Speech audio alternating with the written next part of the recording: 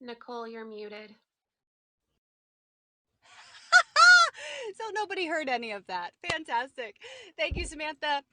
Welcome, everybody. I was just saying that I was welcoming folks in. So, Samantha, Mose, Esmeralda, Sonia, so nice to see you again today. Mark, nice to see you. Mark, the other day I was recording the whole time. I was talking, and apparently you weren't hearing anything. So I think Sonia, maybe when you were here too, I'm not sure.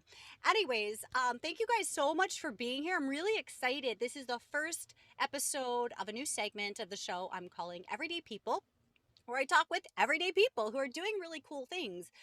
We live right now in a society, we live in a time where people are finding things to be upset about very easily, right? We look around and I mean, there's a million things that we can be upset about, but the people are also doing things that are really, really inspiring. And I think that we need to access more of that because a lot of times people think that to be so big, right? Like, oh, well, I want to do this one day. I hear that all the time as a nomadic, full-time nomadic traveler and somebody who has always kind of walked the beat of my own drum. I get people telling me all the time what they want to do and why they can't. This is I mean, all the time.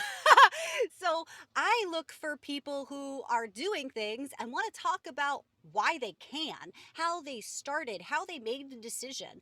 It's not an easy thing. Um, Brian and Casey, welcome to the show. Super excited to see you guys here. So today I have Samantha on. She is a homesteading mom.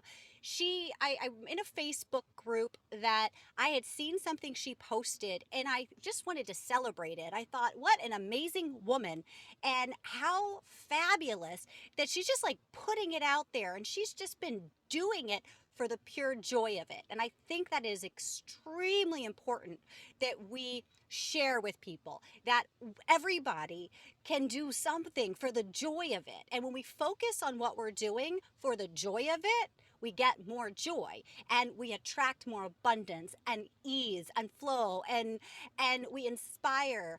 And so I've got a lot to say about all of this, but today what I want to do is welcome Samantha on to talk with her a little bit about how she decided what to do or like how she's doing what she's doing and also have her tell a little bit about her story and take questions from you guys. If you have any questions that you would like to ask about her experience and any advice you want, like definitely this is going to be the time. So, Samantha, if you want to come on video and unmute your mic, I'd love to welcome you to the stage and we'll get started.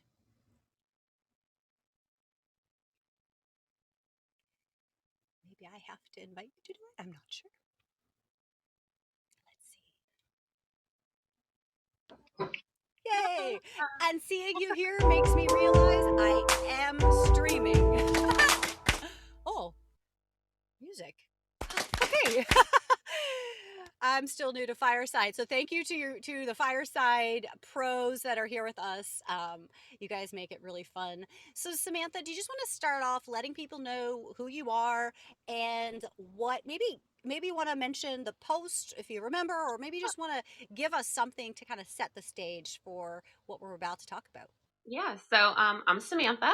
I live in rural Pennsylvania with my family in a multi-generational home. So we have from late 70s to 11 in our household. So we're a busy home. Both my spouse and I, we work outside of the home and we're kind of your modern homesteader. We're working outside of the home, plus trying to grow our own food as much as we can where we live on our small piece of property, and to feed our family healthy options, and to do our best we can to kind of spread that wealth as well. Outstanding. So the first thing I want to talk with you about is you've got a normal house, you're an everyday family, right? You have a small piece of property, but you're utilizing that property to feed your family. And this really inspires me because I grew up in a suburb with a father who was passionate about doing that too. So my father grew, I mean, our entire yard was all garden. And then he also rented garden plots down the road. He gardened because for him, it brought him joy. It was a stress reliever. It was a way for him to interact with nature, and it felt good for him. And then the idea of being able to make my baby food, he knew what was going into my body. He knew what he was feeding his children and his wife, and it gave him a sense of pride as well. And so growing up, that was the norm, right? Like we still went to the grocery store and all of that, but for anything that was in season, anything that could be grown, it was grown. And then my father taught me about business in that from the time I was probably 7 or 8, I was up at the pool with our little red wagon, and I had he taught us, okay, here's how we're going to do this, right? We're going to put the different vegetables in the bags and label it with the price, and you go sell it. And I just loved that. I thought it was so much fun to make people happy. You know, people would come to the pool and their kids would go play and they needed to go home for dinner. So they would come to me and they would, they'd buy their stuff, their produce, and then have me put it aside, and they'd go do their thing with their family and come back and go home and make dinner with the vegetables that my dad grew. And I just thought it was the neatest thing in the world. So tell me a little bit about when you decided, when you recognized is that this is kind of how you wanted to live it. Did you grow up with it, or where did that come from? So I absolutely did not grow up in this kind of lifestyle whatsoever. My probably my great grandmother would have been the last person in our family that lived this life at all, had a garden, preserved. It skipped my grandmother and my mother. Completely not interested in it. And to this day, they're still pretty not interested in it, but they enjoy all of the things that I make from it since they're in the house with us. But for us, it was really kind of like it was a calling to it. We dabbled in different things. I've always liked to cook and I like nourishing my family. It's my language of love is food. So it just kind of evolved from that. And then when the world kind of went crazy and shut down and we were like, well, let's plant a garden. We have the space. We had made space in our yard for a pool, and so it opened this raw land that we had to either turn back into grass or to really grow something there. So we're like, well, let's try. It quickly escalated from a few plants to hundreds. And at some point now, I think it's thousands of things that we've grown. So it very quickly grew. We don't do anything like halfway. We're either all in or we're all out. So we were very quickly all in to growing, and then it was, well, what are we going to do with this all? We can't consume it all instantly. I mean, it comes in hard. When it's coming in, you're up to your ears in tomatoes or you're up to your ears in peppers. So it very quickly became something that, well, let's share it with our neighbors. Let's preserve something. Let's have a little farm stand. My kids have always been raised to kind of do their own thing. They've had little businesses here and there of their own. And so let's have a farm stand. Let's share it. Let's recoup some of the cost and put that right back into what we're doing next. Very cool. So was it that COVID gave you that time that you needed to actually create it? It gave us some more time because I had the ability to work more remotely. So there wasn't a commuting time that was running in there.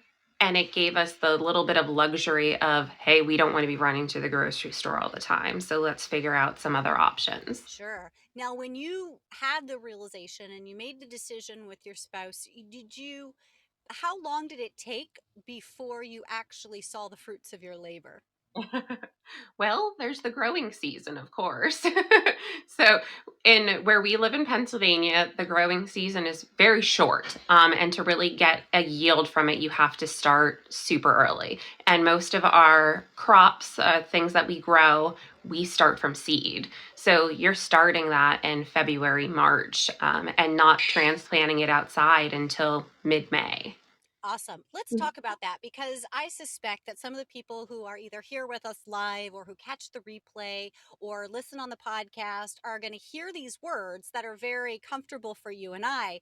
but it's a little bit overwhelming for somebody who maybe comes from the city and who's never had an experience with gardening and to start from seed. Can you explain a Mhm. little bit what that means? And Yeah. also, um, how did you even figure all of the stuff out? Where did you resource prior to figuring it out? So I may not have necessarily a background in like growing things, but my spouse, farming is in his blood essentially. Some of his family, they've dabbled, to say the least. So he had a little bit of a better understanding of how things work than I did, but my main resources were YouTube, searching the internet, going to our local library, checking things out. But to show you, I kind of have like a little show and tell I can show you. Starting from seed is literally just that. We have like a 3-ring binder here. And this is one of many that we have. So in here is where we keep all of our seeds. We have them categorized by, what it is, what we're growing. It's all put together. So starting from seed is literally having some ground soil in your home somewhere where it's warm, and you put the seed in the ground and you water it and you take care of it. It's your baby until you're transplanting it and taking that seed outside and putting it in the ground outside to grow. Fantastic. Thank you. So, seeds, I love your binder, and that's such a great way to organize it. Thank you for showing that. Um, in case anybody's interested and is unaware, many local libraries actually have seed libraries where you can go in and they'll provide you with free seeds for planting. Sometimes these are food, often they're flowers, but just for anybody who's curious about starting to garden, starting to grow, you can definitely go to, well, not definitely if you're not in a library that does this, but you can definitely check at your library. And then there's tons of other places that you can buy seeds. Um, and so just that's one thing I wanted to touch base on. And then I'm wondering, did you find it, so your spouse had experience, but when you started, how did you feel about it? You knew this was a thing to do. What were some of the things you went through? Did you find it super easy, really fast, everything worked out? Or how did you get the actual, because what happens is most people, they have an interest, they have an idea that they want to pursue, but they get Mm-hmm. stuck in a gap between the thinking and the executing. And I mean, Yeah. I've been teaching podcasting since 2016, and there are still people today who I see, they're like, hey, my podcast is starting soon, and these are people who told me in 2016 they were going to start a podcast, right? So it's we get ideas, and there's always information coming at us, and we have lots and lots of ideas of things we want to do, but our time is often limited, and sometimes we get in our head a little more than in our bodies. And so can you talk a little bit about that? The actual decision, going from decision to doing, how that. Absolutely. So that's really like I call it analysis paralysis. We all go through it where you're like, I have all of these ideas, but where do I go? How do I start it? How can I jump in? And really it was just jumping in. We had some old seeds laying around that we started with that, of course, I mean, a lot of people go to the store at the beginning of the season and they're like, oh, let's plant something. And you never actually put it in the ground. And one of the best things that I've heard, it was from Jessica at Roots and Refuge. She's a wonderful YouTuber. I've learned a lot from her. Is that 100% of the seeds that you don't plant, you're guaranteed to get nothing from it. So just get it in the ground and start something. You have 100% better chance by putting it there. So really just jump in. There's not a whole lot that can really go wrong besides it won't grow. Awesome. And thank you for mentioning that. I love mentioning resources so people can, follow different directions and see where it leads them. Another YouTuber I want to mention is Armin. I can't think of his last name. He goes by Creative Explained, and I follow him on Instagram. So it's creative_explained. He's got books, he's on YouTube, and he's on the socials, and he teaches people how to grow things, start growing things from the scraps of their food. So, not to Mm, necessarily start from seeds, although the seeds of the actual, so you go and you get produce and you eat the produce, and then you take the seeds and you repurpose those and you grow your own food. And it's amazing and it's so easy to do. The one thing I want to encourage people to do is, if you are thinking, I'm going to grow stuff, I'm going to start testing this and growing stuff from my food, from the stuff that I buy, so I don't throw it out. That's his thing, don't throw it out. um, I want to encourage people to look for the best, highest quality food that you can. And so when you are shopping, whether that's at the grocery store or more ideally locally from growers in your local area, find out how it's being grown, right? Because you want to get the healthiest living thing to replicate. You don't want to get the junk and then like that doesn't have a lot of nutrients, got chemicals, things like that. So this is one thing I want to recommend for anybody who's thinking, wow, this is really cool. So let's talk a little bit about canning, because you preserve all this stuff.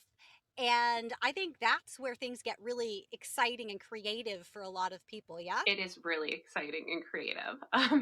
And that is where I struggled the most with analysis paralysis. I am a first generation canner. I had no one to tell me anything. And my spouse, he had zero experience with canning too. So here we were, like out on an island by ourselves trying to figure this out. And I just dug in again with YouTube. There's a wealth of knowledge there. Our local library, any kind of book that I could get my hands on, really. And some of the best resources I would say for canning have, for starters, are like the Ball book. They give you the basis to grow an understanding yourself of what is safe to can, of what is not safe to can. And then ultimately it's your kitchen and you have to decide what you're comfortable with. I remember sitting at our kitchen island and going, can I really do this? Am I really going to be able to put all of this ingredients in here? And I'm very comfortable in the kitchen. I have always cooked. Like I said, it's like my love language. And I was overwhelmed. And I was just like, well, here goes nothing. We're going to try this. And I will never forget the first thing I ever canned was sweet pepper relish. And it was something that, on a scale of like super easy to difficult, it was like as easy as I could get. It was like a foolproof kind of thing, very safe to do.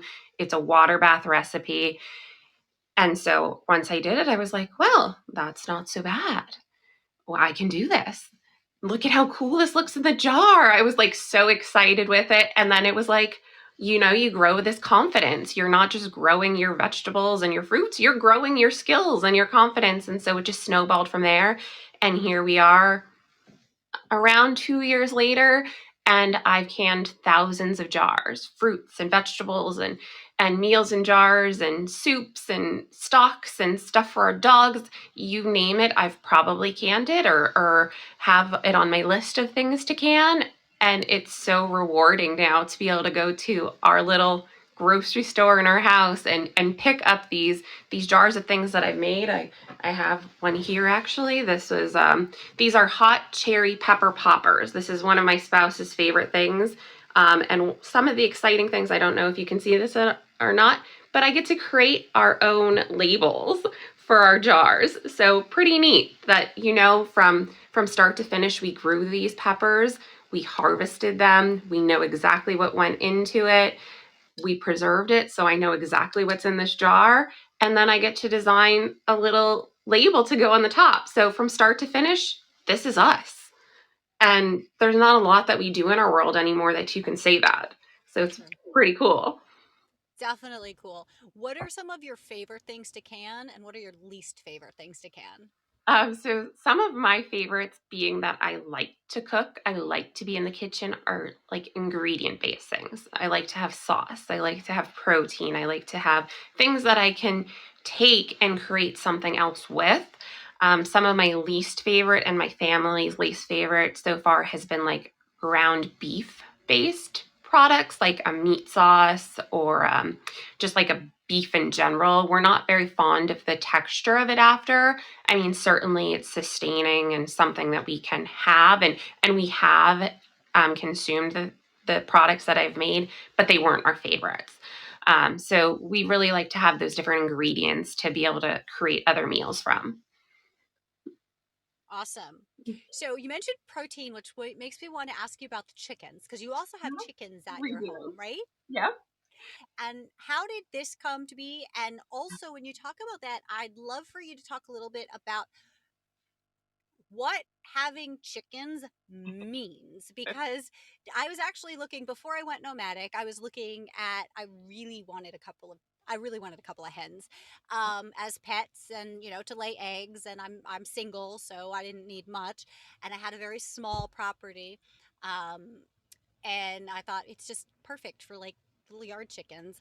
So I made the decision not to do it because it would have made me not be able to live my lifestyle the way I'm living it now. And Mhm. so some people raise chickens for food that's the egg and the bird, and some people only for the eggs and all kinds of things. So I'd love for you to talk a little bit about why chickens, how you're doing it, what the benefit is, and if there's anything that you would have done different if you were starting from scratch again. So, chickens are like the gateway homestead animal, I understand. And it's very true because before we even decided to live this lifestyle, we had chickens. My youngest wanted chickens. She got the experience of going on a farm and collecting fresh eggs, and she was so into it. And so, I would say it's probably 5 years ago now, for her birthday, we decided we were going to get 10 chickens. And I went onto like this really fancy website and picked the chickens I wanted. And we got a little chicken coop, and one chicken survived out of the 10. So it was heartbreaking and a learning experience, and not at all what we expected it to be. And we still have that one chicken. Her name is Pixie. She's a little frizzle bantam, tiny little thing. And she's like the boss of all of the other chickens still to this day. But right now we have about 30. We have them for egg production. We don't harvest the meat. They're not meat chickens. The eggs we consume, our dogs consume as well because we have 6 dogs.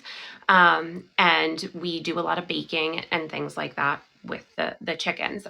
But chickens are a lot of work. It's time consuming. You do have to make sure that you are able to feed and water them daily or have someone else to do it. They are messy, so you need to have the proper setup. And if I look back to our original setup, not at all right. Not at all right. And you learn. We very quickly learned we were not set up appropriately, and now we are. My spouse built a large coop for them as well as an enclosed run to protect them from predators, so they can kind of range freely within their safe space.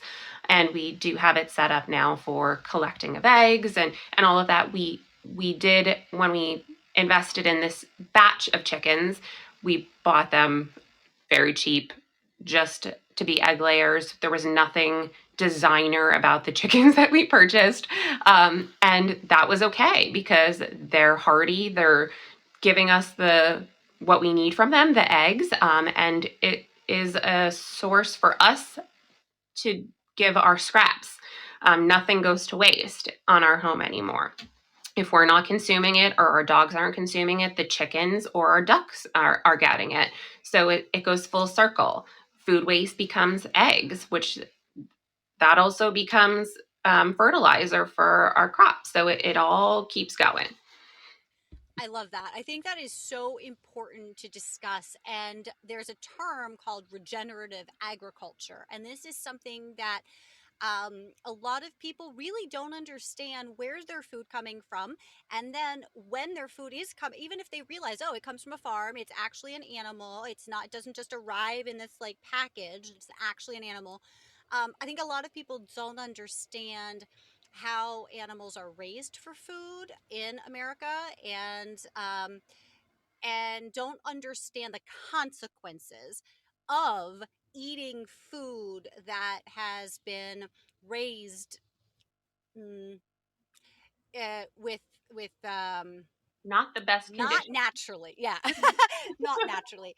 And so there's a very the awareness is becoming more and more prevalent with homesteaders especially, and people who are thinking, I want to take control of how my family eats, what goes into our body, and what we are also cost, right? I mean, it costs money to raise animals, but Mhm. in the long term, you're really it's not right. So if you're paying 50 cents to 75 cents per egg, or a dollar an egg for a healthy egg sometimes, right? You're not paying that when you have your own chickens, but it does take time. It's an investment, and it's a long term thing.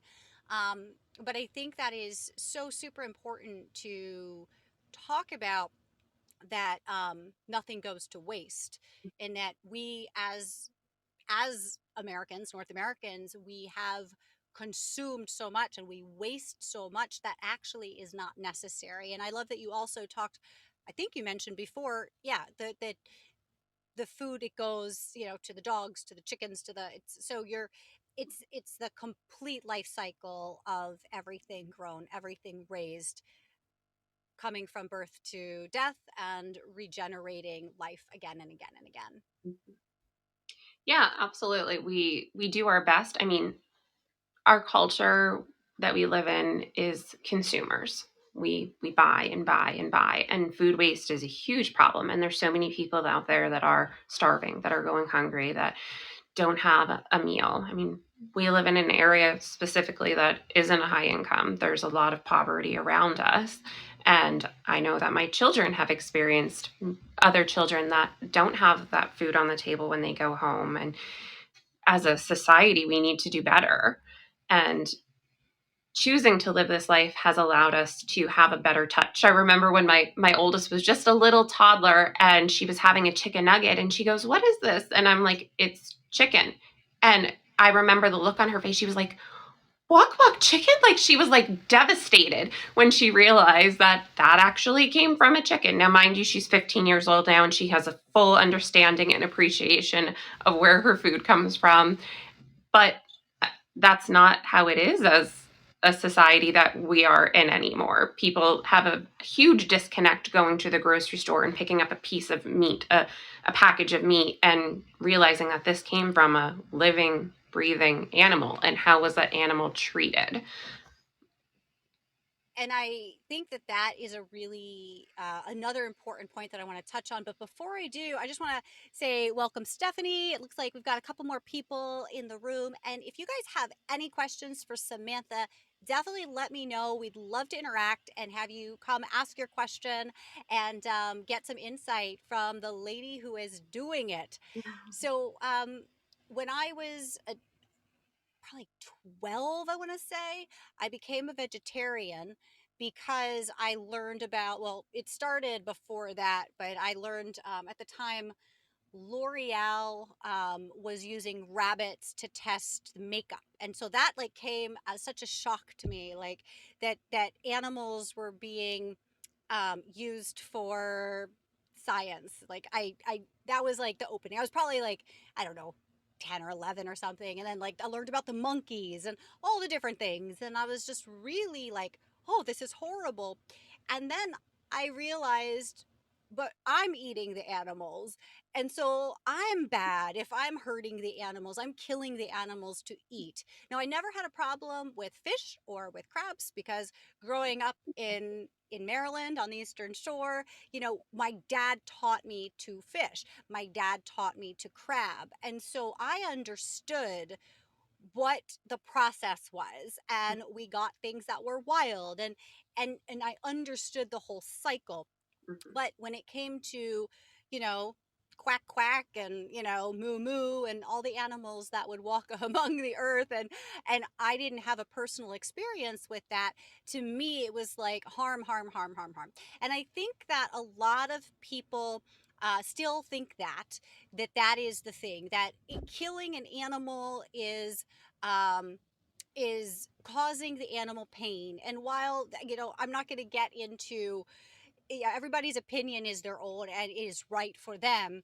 But I do think that there's value in understanding how things are raised. And so I've really enjoyed over the last number of years to be in community with farmers who are regenerative, agriculturally minded, and who actually name their animals and who talk about here's how we kill, and here's how, and it's for the least pain to the animal, giving them the best life. And since I started eating more intentionally, a lot of times I don't eat organic because for a lot of farmers the cost to get that organic isn't sustainable.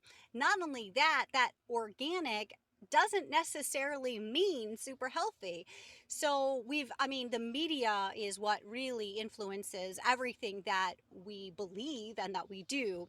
And so I would encourage people also to get a little curious about the food that you eat in terms of when you're eating animal products, where are those animal products coming from? How are they living? Because if they're living in like a little box their entire life and they're being shot up with stuff like that's mass that's commercial farming essentially.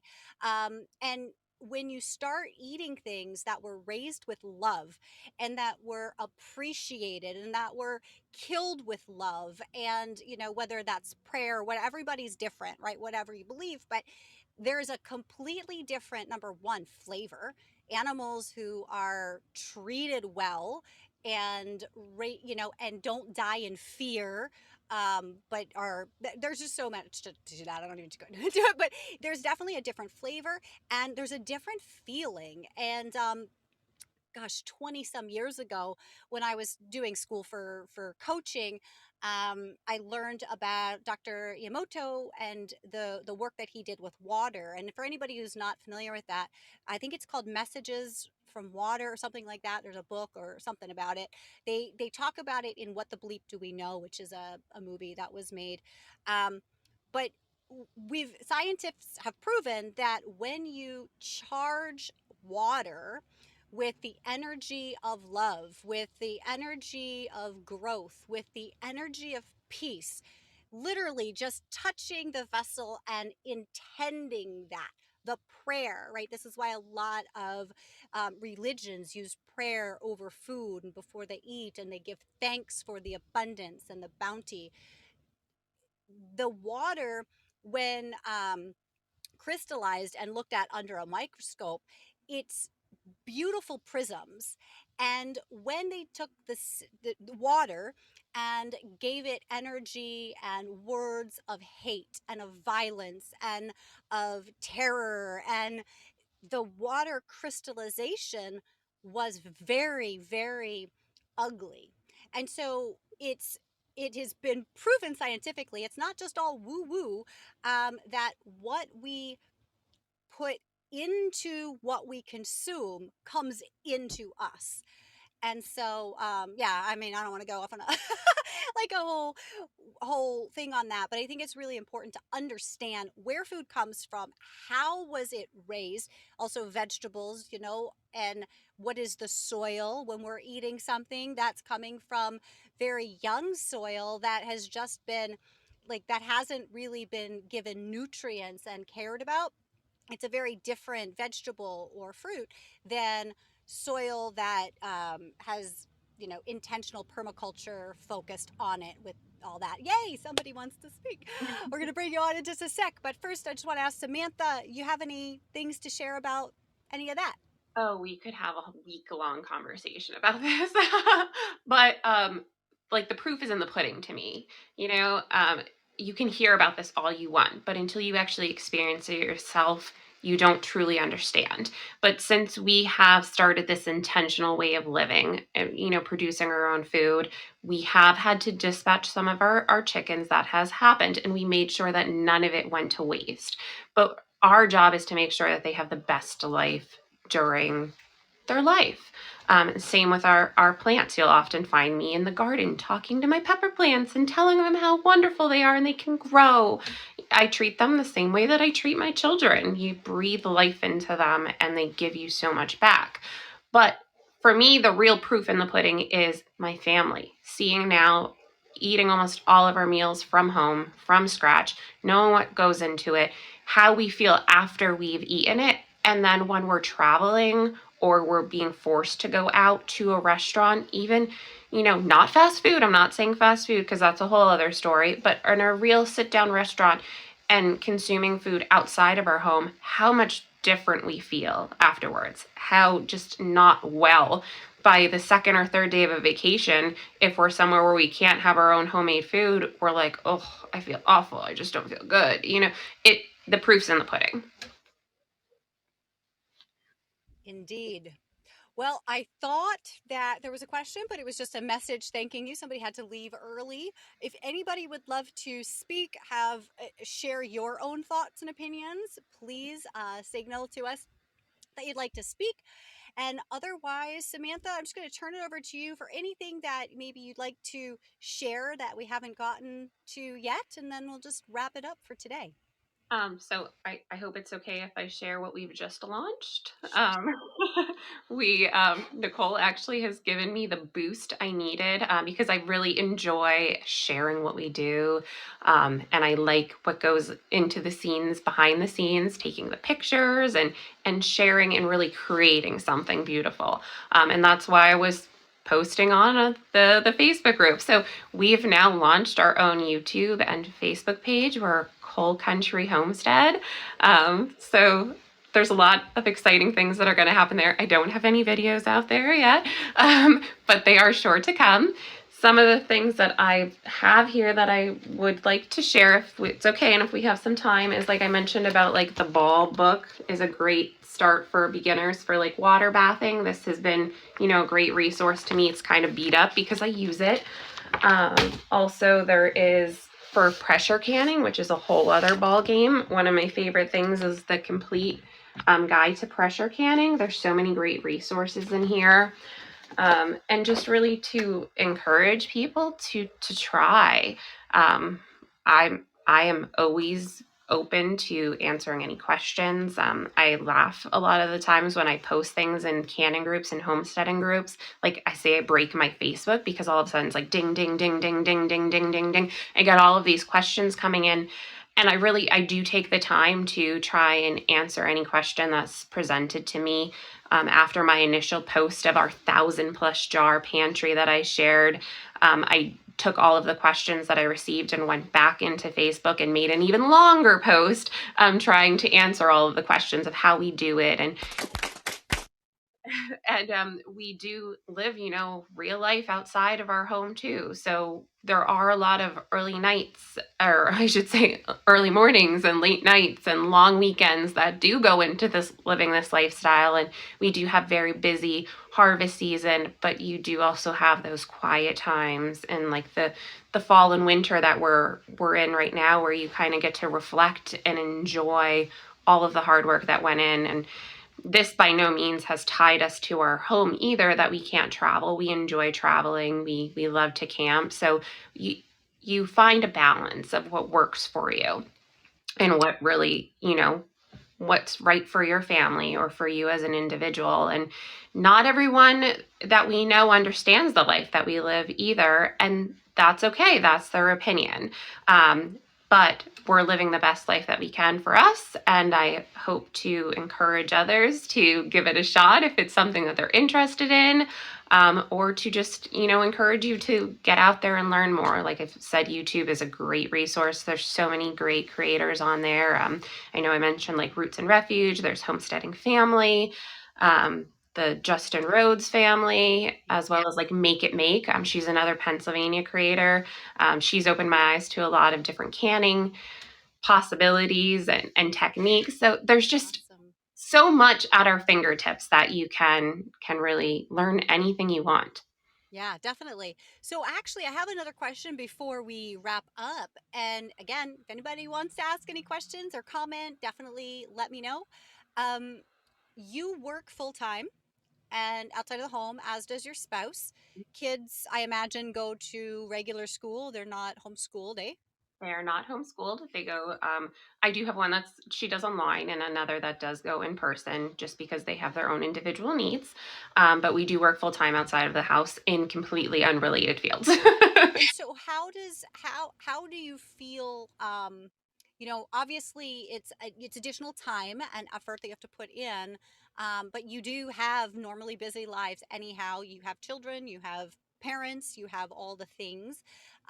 So what do you have any tips for people who would like to start living a more intentional life and creating their own food at home, even if just on a balcony? I mean, you can use containers, you can use windowsills, even in an apartment. You can start growing things. You may not be able to replace your grocery shopping, but even just starting out, is there do you have any tips that you would recommend for anybody curious about getting started in homesteading?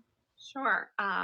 You mentioned like free resources for seeds. So if there's anyone in like Pennsylvania, Penn State, the college, the university, they actually have a free seed program. They have a website where you can go and see any seeds that are available. You write them, they send them to you, no cost. That was one of the great resources that got us started. Um, but yeah, you can absolutely on a balcony, on a windowsill, grow some parsley, grow some chives, start small. You can grow in any kind of container, really.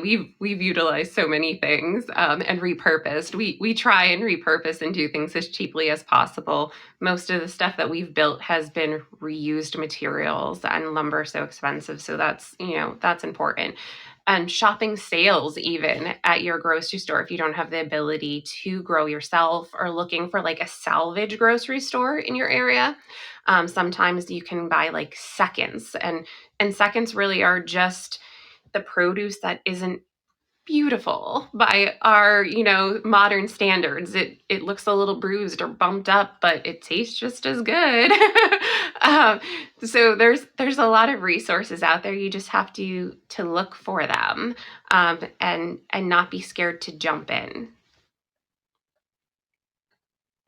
Stephanie, thank you so much for being here. It's been such a pleasure, and I'm really excited for everybody that came. Thank you guys so much, Casey, Stephanie, Sonia, Mark, Esmeralda, Mose. Thank you guys so much. This was a lot of fun. The first of Everyday People won't be the last. So thank you, Fireside. Thank you to the listeners at home on the podcast, and thank you, Samantha. Thank you so much for having me. Good luck, everyone.